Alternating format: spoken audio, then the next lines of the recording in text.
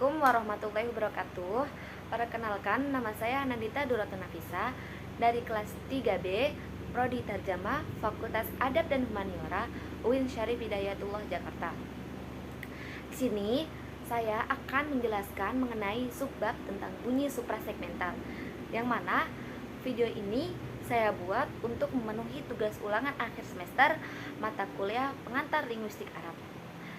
Bunyi suprasegmental adalah urutan bunyi yang sambung menyambung atau terus-menerus yang diselingi dengan jeda singkat, jeda yang agak lama, tekanan suara, panjang pendek, keras lembut, tinggi rendah bunyi, dan lain-lain. Dan bunyi suprasegmental ini terdiri dari 4, yaitu nada, durasi, tekanan, dan jeda. Yang pertama yang saya akan bahas yaitu durasi. Durasi adalah lama atau tidaknya suatu bunyi itu berlangsung. Contoh dalam bahasa Indonesia yaitu seperti kata jatuh, yang mana bisa berubah-ubah durasinya, yaitu jatuh, jatuh, dan jatuh. Akan tetapi durasi di sini tidak mengandung makna yang beda. Dan selain contoh dalam bahasa Indonesia, terdapat juga nih contoh durasi yang berbahasa Arab, yaitu pada kata alama dan alama. Ain pada dua kata tersebut bisa berubah arti karena adanya durasi. Jika ain pada contoh alama itu dibaca panjang, maka berarti alam atau dunia, dan pada contoh yang kedua yaitu alama dibaca pendek yang berarti yang terhormat. Kemudian yang kedua yaitu nada. Nada itu merupakan tinggi rendahnya suatu bunyi. Di dalam nada terdapat 4 variasi, yaitu nada rendah yang jika ditulis ditandai dengan angka 1, kemudian nada sedang yang ditandai dengan angka 2, nada tinggi yang ditandai dengan angka 3, dan yang terakhir yaitu nada yang sangat tinggi ditandai dengan angka 4. Kemudian saya terdapat contoh dalam bahasa Indonesia, yaitu pada kalimat aku lagi baca buku. Di sini saya menerapkannya bunyi pada kalimat tersebut yaitu a-nya 2, ku-nya 3, la-nya 2, gi-nya 2, ba-nya 2, bu-nya 2, dan ku-nya dibaca 3. Sedangkan contoh di dalam bahasa Arab itu terdapat pada misalnya kalimat tolibuna dakholuna ila al-fasli, yang mana to-nya tersebut dibaca 3, li-nya 1, bu-nya 2, na-nya 2, da-nya 2, ho-nya 2, lu-nya 3, na-nya 2, i1, la-nya 2, fas-nya 2, dan yang terakhir yaitu li-nya 1.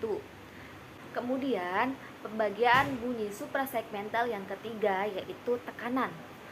Tekanan di sini adalah keras atau lemahnya suatu bunyi yang biasanya ditandai dengan alat ucap yang bertenaga untuk menghasilkan bunyi tersebut.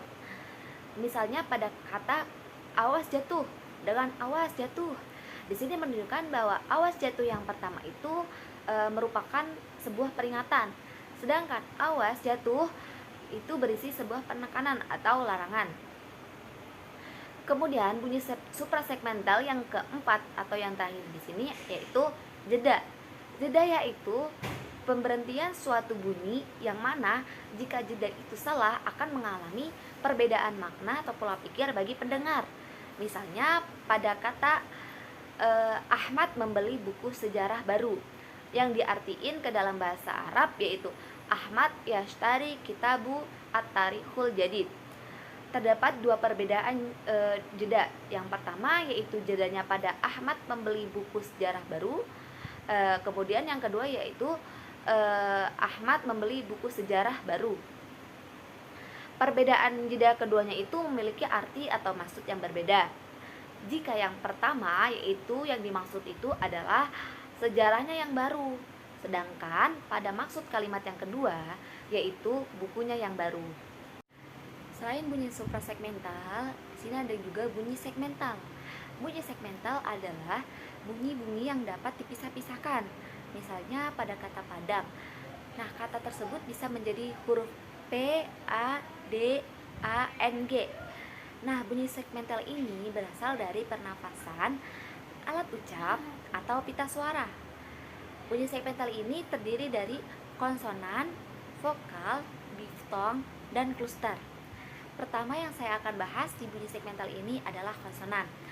Konsonan adalah suatu bunyi yang terhambat oleh alat ucap, dan konsonan ini berupa fonem yang bukan vokal.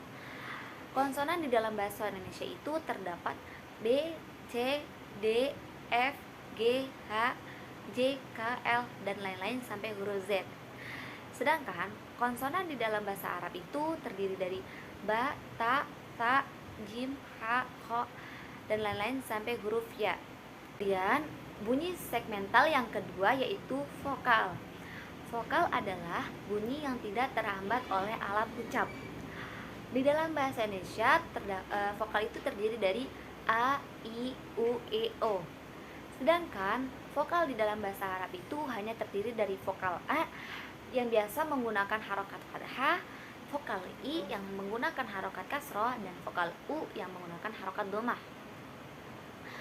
Kemudian yang ketiga yaitu terdapat diftong. Diftong adalah dua huruf vokal yang dibaca dalam suatu bunyi.